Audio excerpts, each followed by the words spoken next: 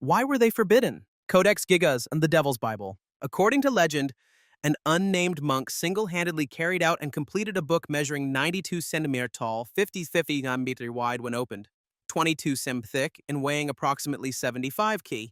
All by himself, that's right, one, alone. And not with a printing press. Around 1229, 1230, that monk hand-copied it continuously. This book was truly a luxury at that time. To create it required the skins of 160 calves. Just thinking about processing the calf skins and preparing the ink to produce the book is exhausting. Could it be that the monk wanted to create a manga series back then? According to legend, this was the last page the monk drew, like a secret contract with the Demon King. Medieval readers, who lived in an atmosphere of fear of plague, war, and sin, upon seeing this page would immediately feel a spiritual intimidation, causing a dark aura to permeate the entire book. The reason this book was forbidden is that its content combined the Bible with magical texts and exorcism rituals, causing the Roman Church to fear its heretical nature. And there's no way a book containing a page depicting the devil, a symbol of death, secretly transmitted by a mysterious monk would have been permitted to reach readers at that time. The Ming Opium Dictionary. According to legend, the dictionary was compiled by a group of herbal medicine experts, but because it was so sensitive, no one dared to sign their name to it, of course.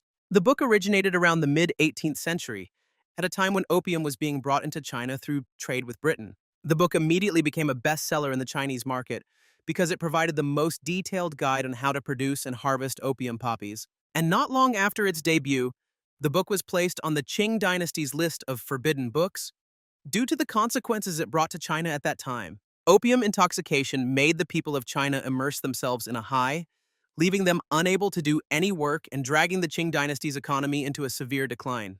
Furthermore, this book was one of the commodities exchanged between Britain and China. It was considered a diplomatic secret of the Qing dynasty at the time, all to maintain relations and the benefits gained from the European powers during that period. And so it was no surprise that such a dreadful book was banned by the Qing court shortly after it became widely circulated. Fearing that opium would undermine the workforce and public health, the court classified any material related to this book as dangerous documents. Ultimate martial training methods. In Japan, during the Edo period, an anonymous master of the Musha-ryu school compiled and gathered the essence of many styles and secret traditions to create the manual Ultimate Martial Training Methods. The original hand-copied edition was circulated only among trusted disciples, marked with a red seal, and no one dared sign their real name to avoid repression. This book is described as enabling a warrior to focus so intensely that their sword becomes invisible during a strike, targeting the opponent's blind spot. An entire chapter is devoted to observing an adversary's breath, gaze, and posture to anticipate their intentions before striking. The shogunate feared that samurai armed with such formidable techniques outside the official system might revolt. Because the manual could aid samurai in deserting or waging guerrilla warfare against the government, it was classified as forbidden material. Its confiscation reflects the authorities' fear of the latent power of martial arts. Philosophy in the Bedroom, de Sade. The book was created by the Marquis de Sade, 1740 to 1814, a nobleman, philosopher, and one of the most controversial writers in late 18th century France. He was famous for combining Enlightenment philosophy with such extreme 18-plus descriptions that his contemporary society could not accept them. This was the Age of Enlightenment, with ideas of individual liberty challenging religion and law. At the same time, the dark side emerged as de Sade exploited unrestricted desire and 18-plus violence as a means of liberating humanity. Interspersed with these climactic scenes are lengthy philosophical dialogues about ethics, bodily autonomy, and the relationship between sex and domination. As soon as the original French manuscript circulated in secret, someone translated it into Italian and printed it illicitly in Venice or Milan, two major centers of clandestine printing at the time. This bootleg edition spread among the Italian and Austro-Hungarian nobility, accompanied by crude illustrations that amplified its shock value.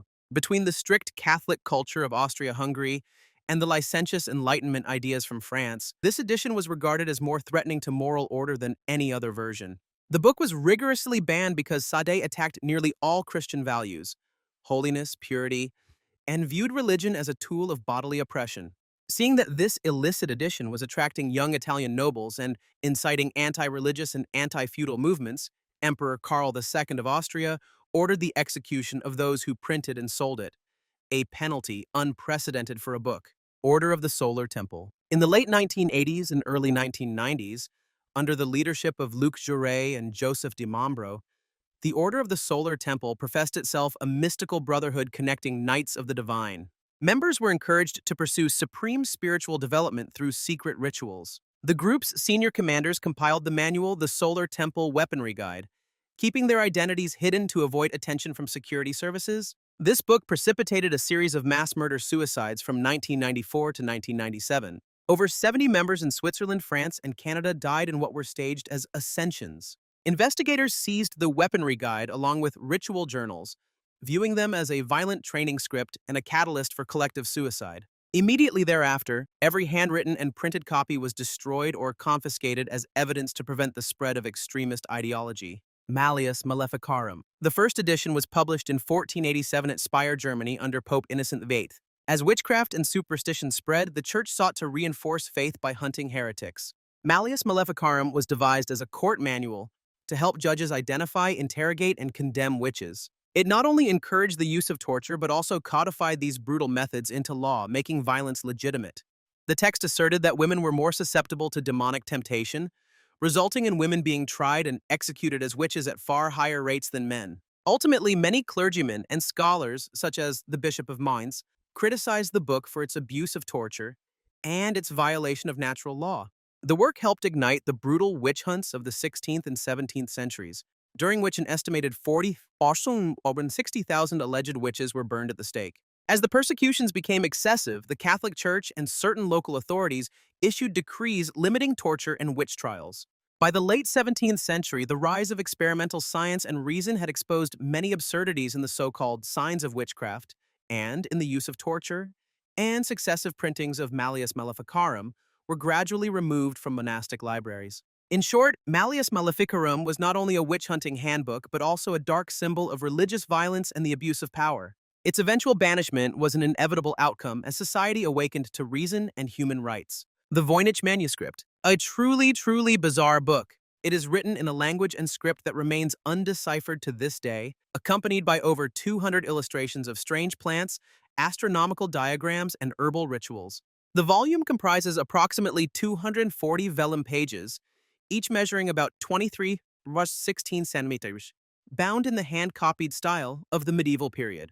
In the early 17th century, the librarian Rudolph II, Holy Roman Emperor, acquired the manuscript believing it to be the work of Roger Bacon. During the 18th and 19th centuries, it passed through the hands of various European nobles, finally arriving at Yale's Benek Library in 1969. Since the 17th century, scholars have applied frequency analysis.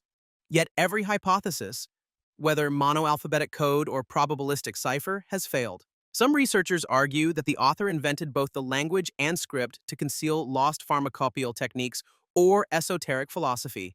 Critics who dismiss the manuscript as a hoax based on meaningless scribbles overlook the fact that the ink's composition confirms its seriousness as a genuine work, not a publicity stunt. In the modern era, European museums and libraries once locked it away and restricted access out of fear that its contents were occult magic or dangerous herbal lore. As the only known copy in the world, institutions have kept it under tight security to ensure its preservation. The Voynich Manuscript remains one of the most mysterious documents in human history, not only because its script eludes decipherment, but also because its botanical illustrations and herbal ritual scenes hint at knowledge far beyond the reach of modern science.